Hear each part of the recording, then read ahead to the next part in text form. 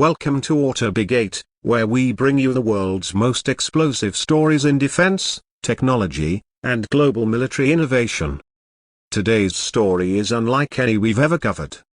As tensions around the world grow, a silent player has made a dramatic move. Iran, long speculated to be developing next-generation ballistic technology, has just revealed either intentionally or noted that its secret missile program is not only real, but fully operational and ready to launch.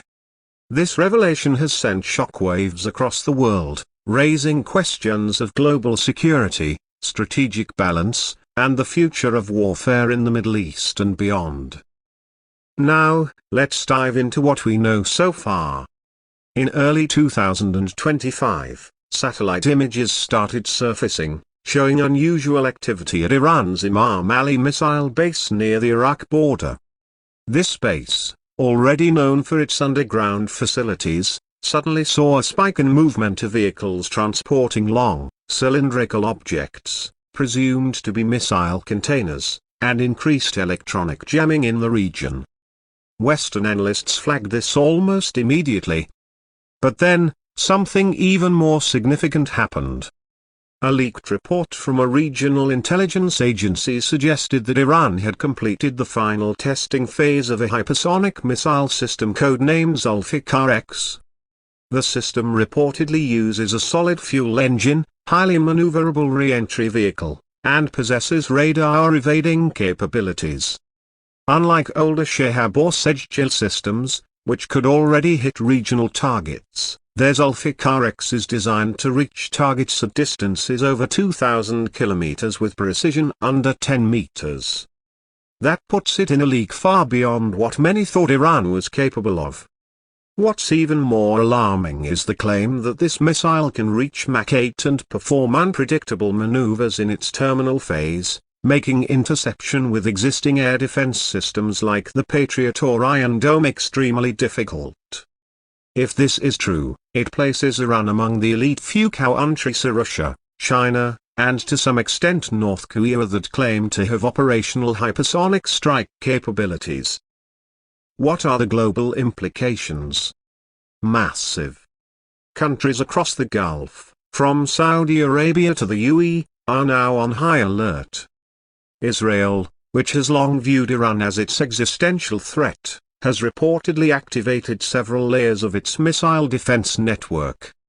The United States, with its bases scattered across the region from Qatar to Bahrain, has increased reconnaissance flights and has deployed additional THAAD and Aegis-capable ships in the Persian Gulf.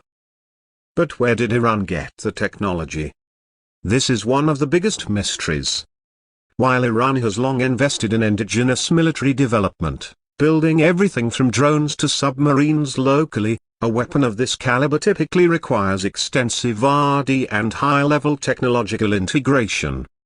Some experts believe the hypersonic missile program may have received silent backing or at least inspiration from Russia or North Korea.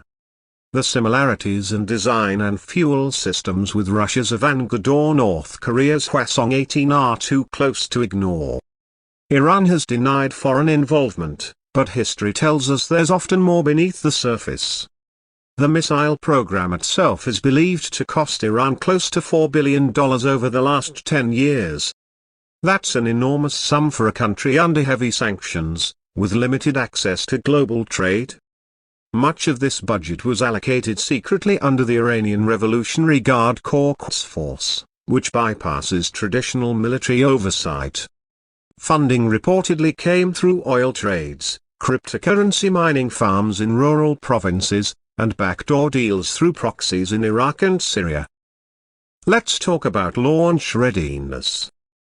The leaked intel suggests that Iran has at least 5 launch-ready Zulfiqar-X systems, stored in hardened underground silos near Kermanshah and Isfahan.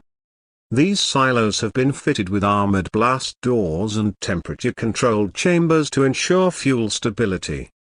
In addition to fixed sites, Iran is also believed to be developing mobile transporter erector launchers, which can quickly reposition missiles and reduce detection by satellites. As for the warhead, this is where the world gets even more nervous. While Iran officially claims it is not pursuing nuclear weapons, their Zulfiqar-X is said to be capable of carrying a payload of up to 1,500 kilograms. That's more than enough for a nuclear warhead, if one exists. Intelligence analysts are divided. Some say it's a bluff meant to deter attacks. Others believe a secret parallel nuclear program still exists under the Iranian Atomic Energy Organization's black budget. Why now? Timing is everything. The region is under significant political stress. Peace talks in Yemen have collapsed, tensions in Lebanon are rising, and the Israel-Gaza conflict remains volatile. Iran might be sending a message not just to its neighbors, but to the world that it's no longer a regional player but a strategic power to be reckoned with. Western response has been swift. President of the United States has called an emergency meeting of the National Security Council. NATO has convened a special session to discuss missile defense coordination in southern Europe, especially if Iran chooses to demonstrate the Zulfiqar-X with a long-range test over the Mediterranean.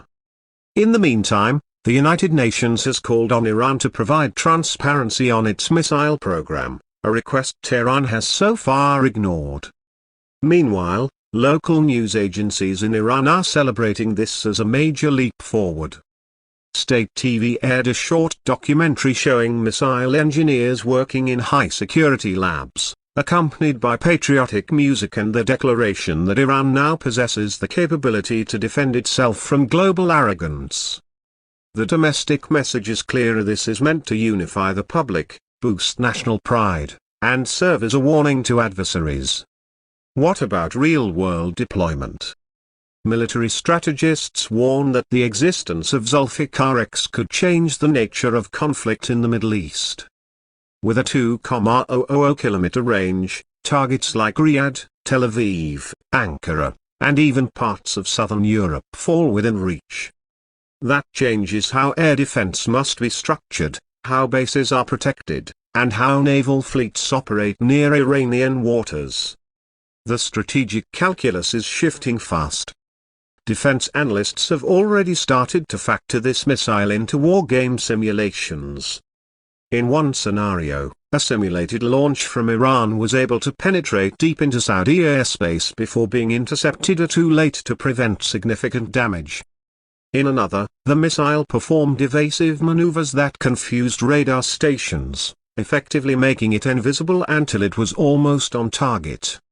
These simulations aren't public, but leaks from military think tanks confirm the concerns are very real. Let's also not forget Iran's broader arsenal. Alongside the Zulfiqar-X, Iran maintains a range of cruise missiles like the Simar and Unveils, ballistic missiles like the Shahab series, and a growing fleet of drones including the Shah-136, which has already been deployed in Ukraine by Russian forces. The combination of unmanned aerial vehicles and advanced hypersonics presents a complex challenge that even modern defense systems struggle to address. From a cost perspective, Iran's Zulfiqar-X is believed to be significantly cheaper than Russian or Chinese equivalents. Each missile, based on current estimates, costs around $13 million to manufacture, with the launcher system costing an additional $5 to $8 million. That puts it well below the cost of the US Hypersonic glide vehicle program, which ranges over $40 million per unit. Iran's cost-effective design could even open up the possibility of export to proxy groups or rogue states, further escalating global tensions. Critics of the Iranian regime argue that this development shifts resources away from civilians, worsening an already struggling economy. Food prices in Iran have surged, inflation is rampant, and unemployment among the youth is high. The government's decision to prioritize missile development over domestic welfare is controversial, even inside Iran. But others argue that in a hostile region surrounded by US bases and nuclear-armed rivals, Iran has no choice but to project strength.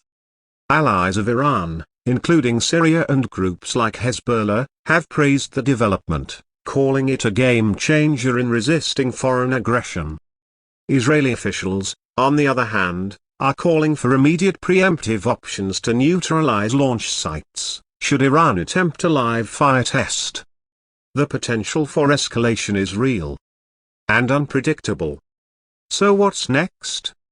Most likely, Iran will attempt a public test of the Zulfiqar-X, probably over the Indian Ocean, or perhaps as part of a military parade in Mashhad. If that happens, expect massive international reactions. Sanctions could increase. Cyber warfare could intensify. Or worse, someone might attempt a targeted strike on the missile sites.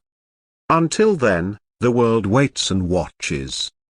Iran has revealed just enough to terrify its enemies, but not enough to reveal the true extent of its capabilities. And in the world of strategic warfare, ambiguity is often the most dangerous weapon of all.